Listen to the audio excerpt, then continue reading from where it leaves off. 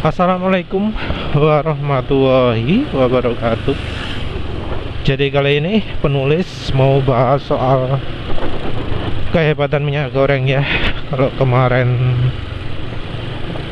bahas limitasinya, sekarang bahas keunggulannya. Tapi ini khusus untuk memperpanjang masa pakai oli. Entah dengar atau tidak, tadi saat kaca helm dibuka tadi itu harusnya bisa kedengaran bahwa motor yang depan itu suaranya lebih berisik dari motor penulis. Aunya sama kira-kira ya, lebih baru malah ya. Tapi ya yang seperti itulah yang bisa kita harapkan dari motor biasanya di jalan. Suaranya nggak mungkin betul-betul halus, nggak mungkin betul-betul senyap. Walau motornya itu 115 cc, sementara motor penulis ini 155 cc.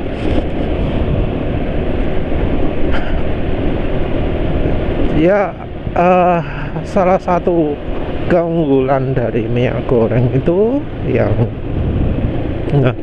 biasanya nggak pernah dibahas, jarang sekali diomongkan itu, bahkan termasuk member dari grup minyak goreng aditif oli mesin, adalah soal bikin oli itu jadi makin awet. Jarang ada testimoni makin awet, karena ya kebetulan nyobanya barengan dengan oli mesran yang secara masa pakai itu jauh lebih awet daripada oli bawaan. Jadi ketutupan efeknya dengan oli mesrannya ya. Walau ada juga sih yang merasakan, tapi jarang. Biasanya karena ya oli sebelumnya bukan mesran, terus pakai mesran bisa awet gitu ya. Entah itu olinya Motul, entah itu olinya Shell, apalagi kalau olinya bawaan. Jadi ya kalau penasaran silakan kunjungi grup. Banyak kok yang oli-olinya oli lain-lain, terus coba mesran jadi awet. Mesran dan Repsol 20W50 ya. Mesrannya mesran SAE40, Repsolnya 20W50. Penulis sendiri olinya kan macam-macam ya.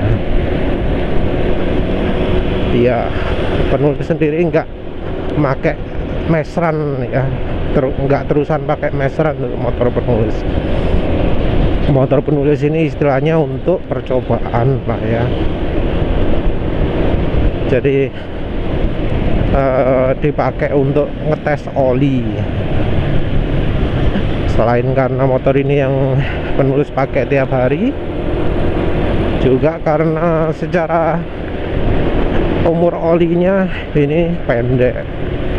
Karena umur oli nggak bisa awet di motor ini, penulis jadi bisa uji kemampuan olinya.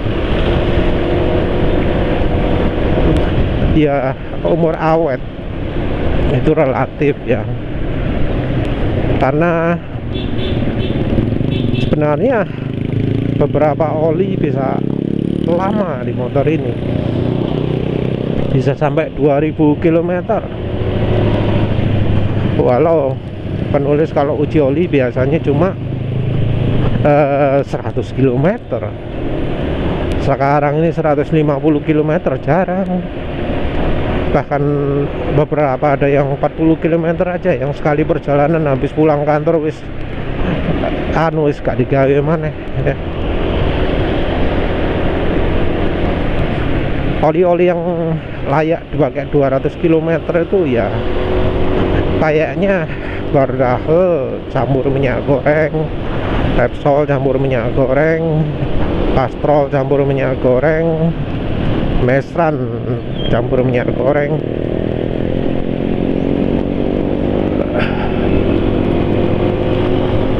Jadi ya 2000-nya karena pakai minyak goreng. Kalau nggak pakai minyak goreng mungkin cuma Castrol GPS saja ya, sama Castrol GPS saja. Kalau yang Bardahe suara mesin halus tapi performa turun. Silkol ini juga penulis batalkan dah karena hambatannya terlalu besar. Terus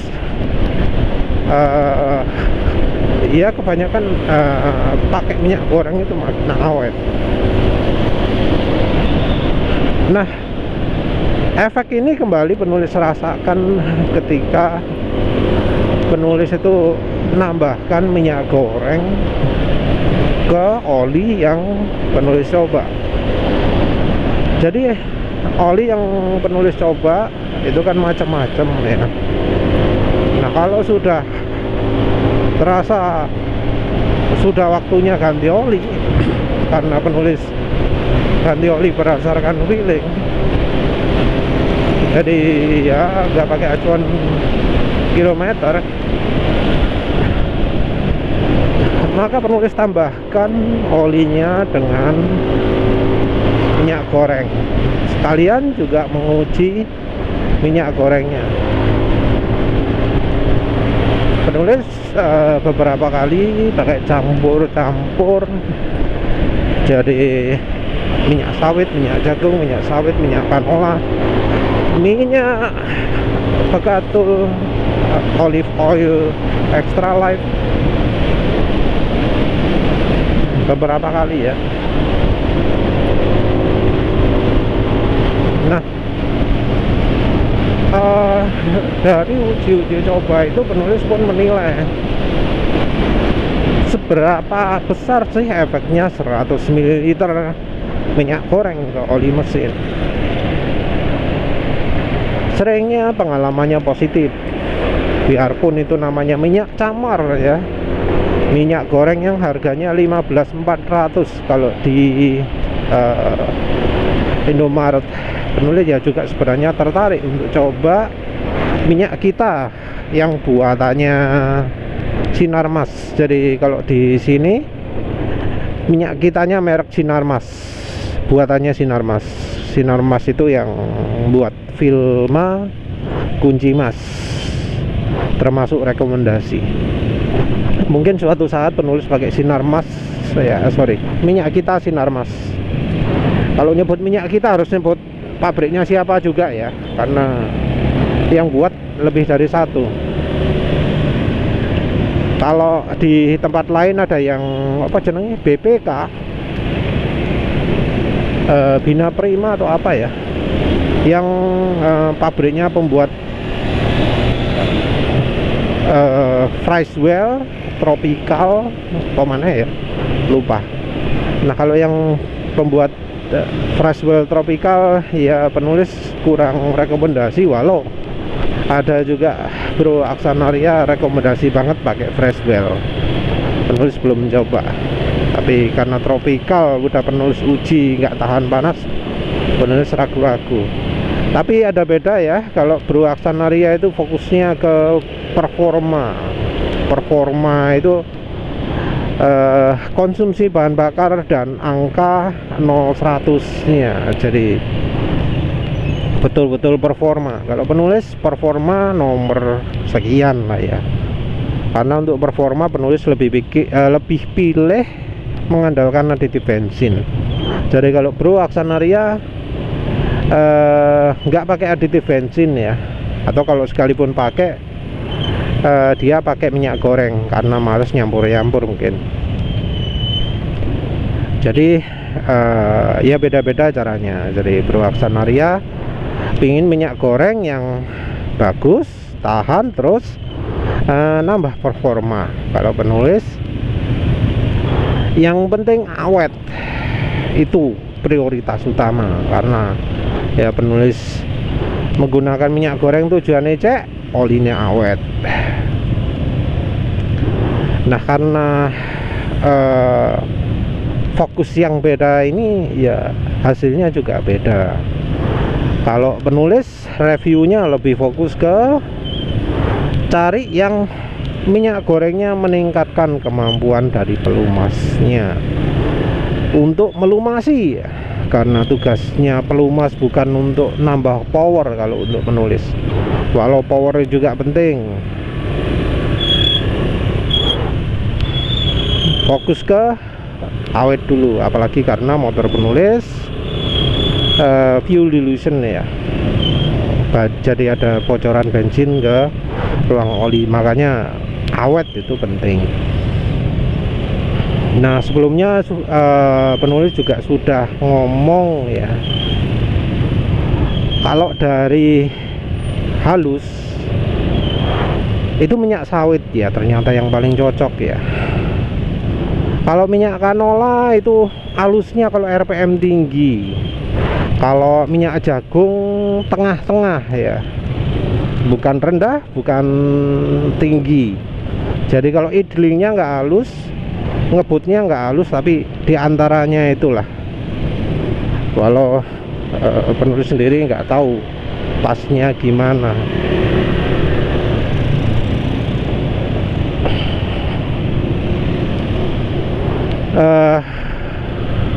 Ya yang jelas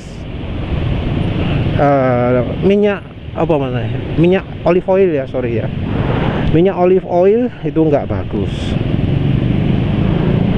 Olive oil extra light ya, itu nggak bagus. Penulis ngerasa mungkin kayak mirip canola tapi kurang gitu ya. Yang pomade juga ya nggak memuaskan juga. Yang menurut penulis ideal itu ya kalau campuran antara minyak sawit dengan minyak canola atau minyak sawit dengan minyak jagung. Kalau untuk motor kayaknya minyak sawit dan minyak jagung yang cocok. Jadi ini berlaku untuk merek CCO, merek Dianos ya. Kalau Mazola penulis nggak rekomendasikan karena rasanya kok kestabilan kekentalannya kurang ya. Oh iya, keunggulan dari canola dan minyak jagung itu adalah kemampuannya untuk mempertahankan efeknya itu kuat. Makanya yang dicari ketika mencampurkan minyak sawit ke minyak jagung atau minyak canola itu adalah stabilitasnya ini.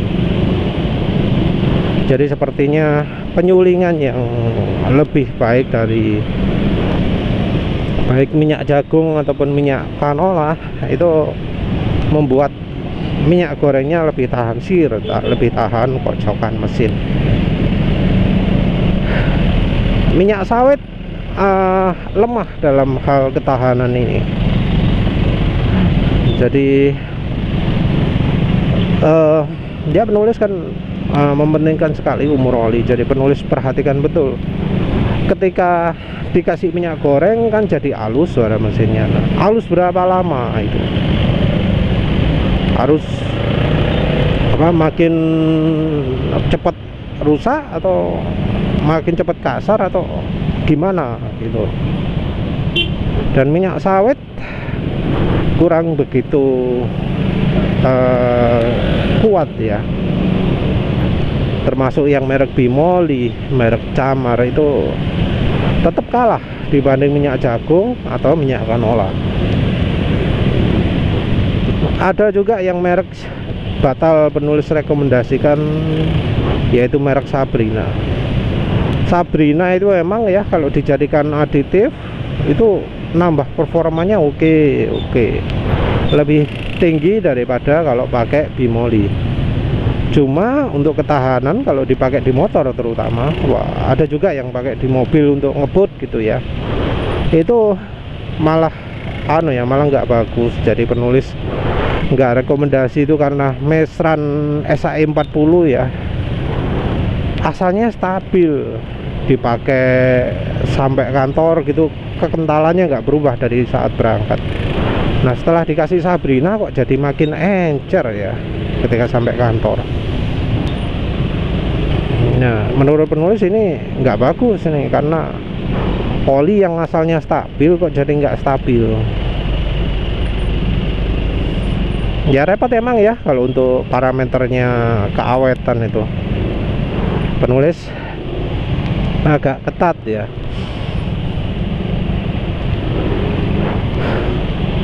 Rasanya jarang ya ada di grup oli gitu melakukan review soal shear stability ya.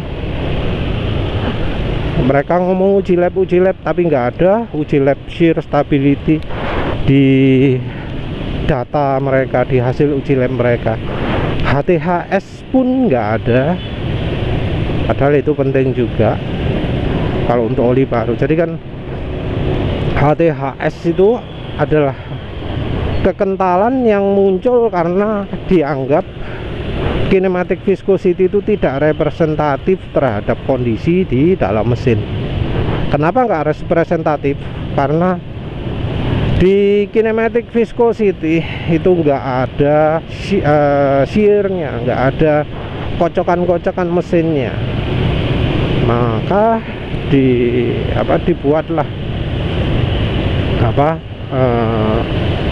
metode pengukuran kekentalan yang ada shear-nya, jadilah HTHS.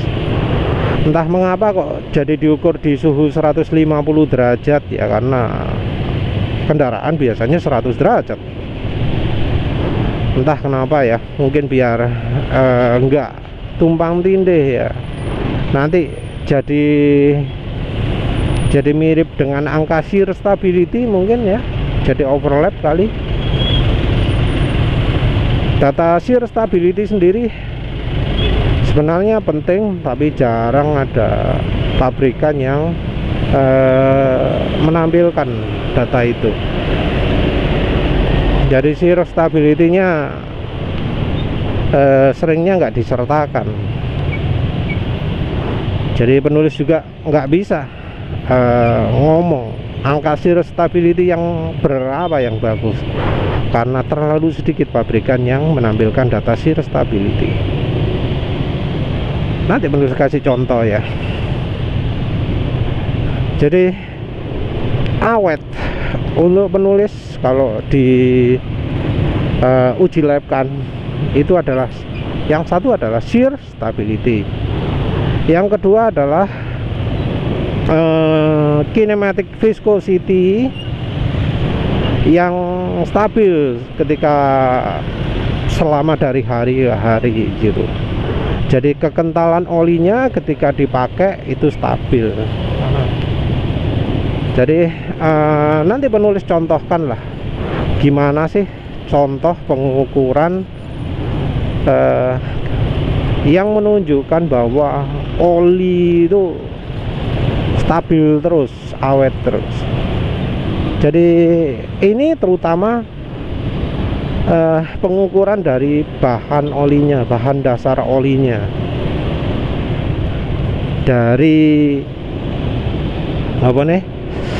cairan dasarnya, bukan aditifnya sama sekali. Karena shear stability itu dipengaruhi oleh bagian cairannya.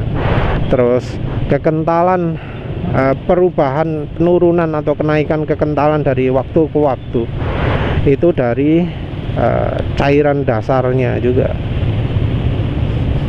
Ada namanya viscosity index improver, itu juga cairan ya, cairan yang fungsinya memperkental ketika panas. Cuma kalau kena shear dia nggak tahan ya. Itu ya agak rumitnya oli ya.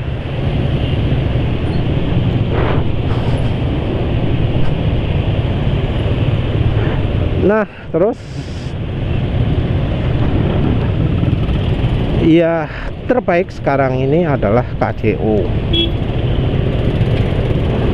Pakai KCO itu sudah sangat lumayan ya.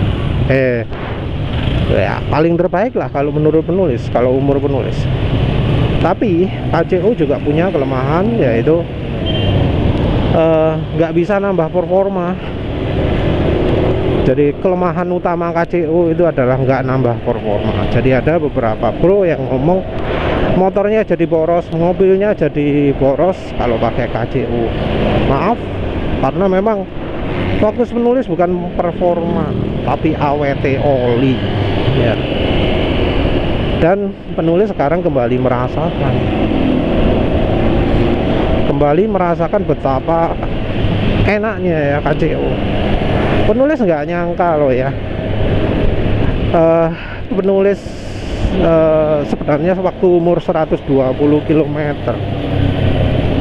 motor mau dipakai anak itu penulis rencana ganti oli nggak ya, tapi karena anak kayaknya kesusu, ganti oli kok rasanya agak terlalu lama, ya wes penulis putuskan tambahi minyak goreng aja lah, tambahnya minyak goreng karena pingin yang awet.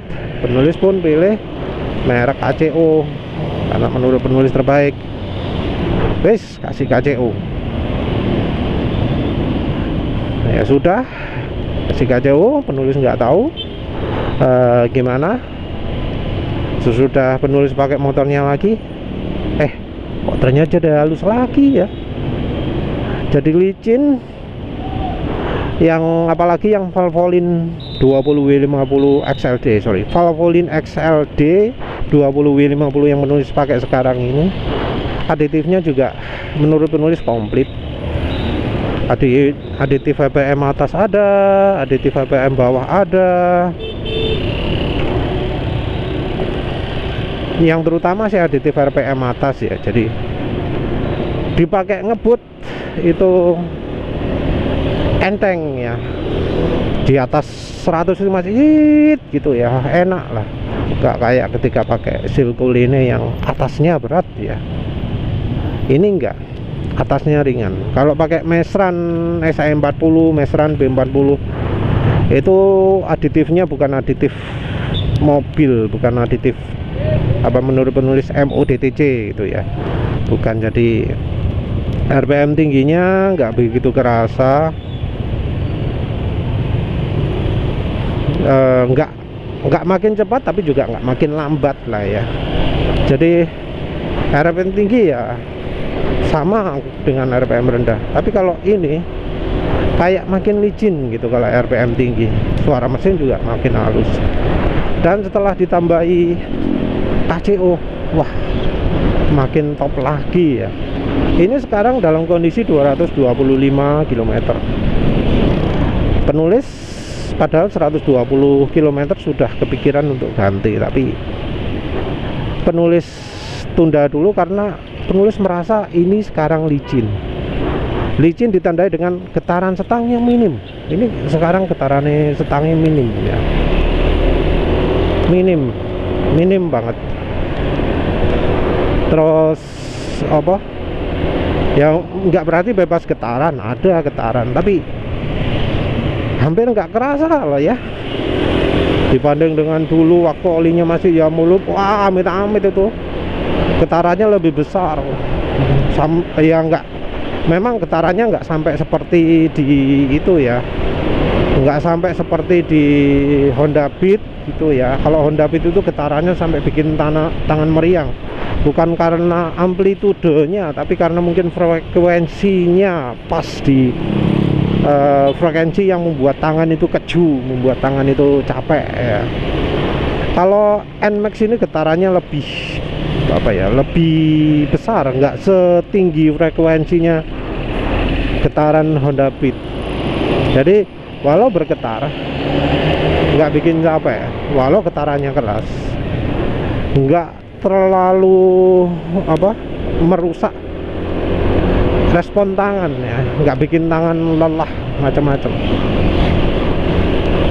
Tapi tetap ada getaran, makanya karena itu penulis kasih pemberat yang apa lebih besar nih ya. Nah tapi sekarang penulis rasakan getarannya super minim ya, sangat minim sekali, nggak apa jenuhnya keras gitu ya. Memang masih ada penahan getaran, pengurang getaran, tapi ini jauh banget lah ya halusnya ya. Terus selain getaran minim, licin juga bisa dirasakan dari engine brake. Jadi mesin terasa wah wis mulus banget lah ya, terasa apa ya, terasa nggak ada hambatan gitu ya, minim lah, nggak seminim ketika pakai Sado SGR, tapi wes ya jauh lebih licin lah daripada oli-oli mahal-mahal. Jadi jarang ya motor penulis sampai selicin ini. Jadi rupanya kombinasi Valvoline, XLD dan KCO itu pas ya, cocok ya.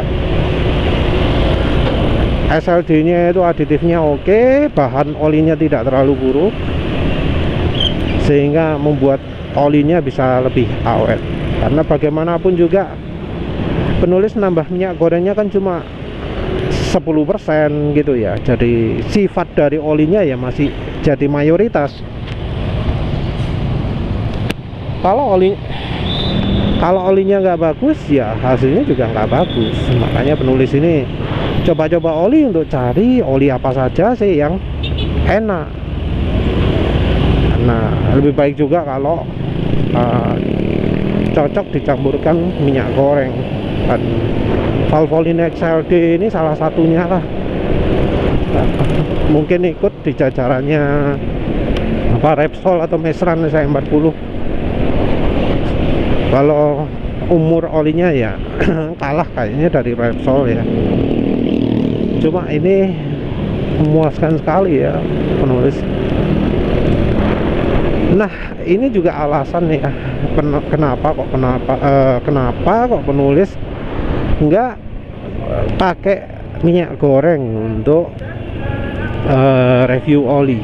Karena ya gini, sifat oli bisa berubah cukup drastis ya.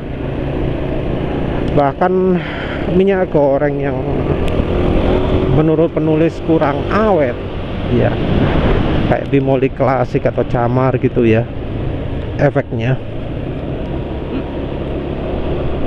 menurut penulis itu sudah besar sekali efeknya untuk dicampur oli mesin. Kalau dicampurnya mulai olinya baru, beda ya antara dicampur sesudah olinya rusak dan sebelum olinya rusak. Kalau sebelum oli rusak, sifat licin dari minyak sawit itu akan mencegah olinya itu jadi rusak. Jadi oli rusak itu kenapa sih? Oli rusak itu karena oli rusak itu ketika kena sir, kena kocokan-kocokan mesin. Oli makin cepat rusak ketika kondisinya makin encer. Kenapa cepat rusak? Karena ketika oli sudah tidak kental, maka bantalan oli antara permukaan yang bergesekan jadi makin tipis. Nah, kalau encer otomatis lapisannya tipis, udah mepet gitu. Kalau udah mepet, kondisi shear yang dialami oleh oli mesin akan makin parah, karena mesin itu disebut ada asparatus, ada kayak jeglongan-jeglongannya. Jeglongan-jeglongan ini bikin oli jadi seperti melewati celah-celah sempit gitu, dikocok-kocok.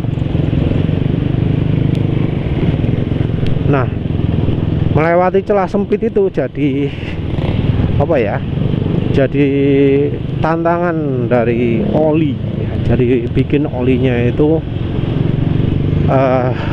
lebih cepat rusak lagi. Makin encer olinya ya makin cepat rusak ya.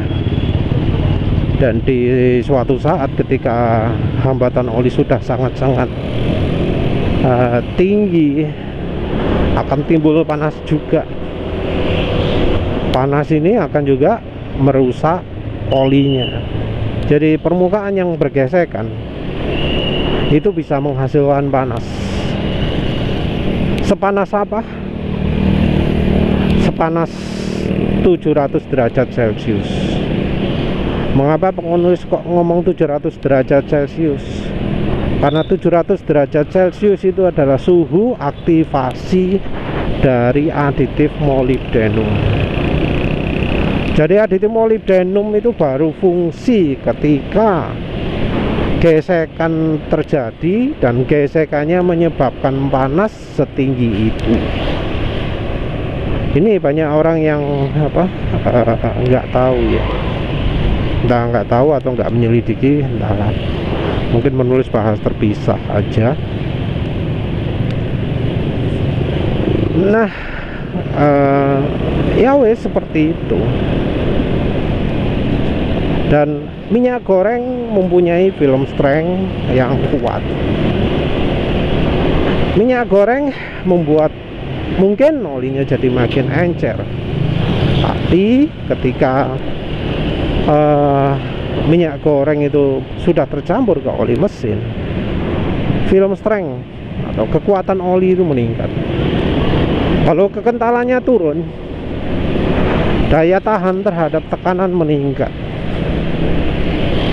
Emang tahu dari mana sih film strength-nya lebih meningkat itu? Ya tinggal dilihat aja lah. Apakah gesekan makin sedikit? Apakah suara mesin makin halus? Seperti itu gampangannya kalau kita ingin tahu efeknya apa. Nah, karena minyak gorengnya membantu oli mesin untuk jadi bantalan oli ya yang baik ya. Ya, kerusakan olinya berkurang. Karena itu tadi kemungkinan timbulnya celah kecilnya berkurang. Oli jadi kuat untuk nahan. Nah, ketika oli sudah kuat nahan, ya makin awet olinya. Bahkan yang untuk bimoli pun lah ya, penulis itu biasanya ngomong 50% lebih awet.